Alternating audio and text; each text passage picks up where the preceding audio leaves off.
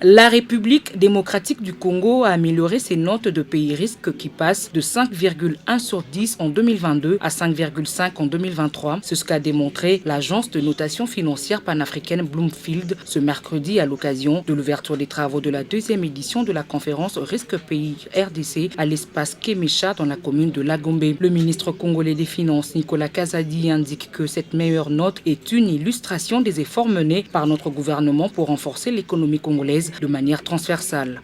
Le pari d'un budget en augmentation n'était pas gagné d'avance, mais nous avons réussi dans son exécution à aller au-delà des prévisions budgétaires qui étaient déjà en augmentation.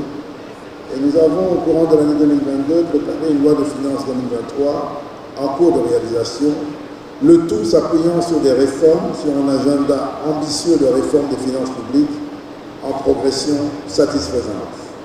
Pour ceux qui étaient présents l'année dernière, j'avais précisément relevé ce point, considérant que l'amélioration de la gestion des finances publiques était justifiée au vu de nombreuses réformes mises en œuvre, en cours et prévues. Le Premier ministre congolais Jean-Michel Samalou Kondé, qui a lancé les travaux de la deuxième édition de cette conférence, a réaffirmé la détermination de son gouvernement à améliorer le climat des affaires. L'effort du gouvernement pour améliorer non seulement notre climat des affaires, mais surtout notre potentiel d'investissement va dans le sens de répondre à une question sociale du plus haut niveau. Celui de la création des emplois et de la création des richesses.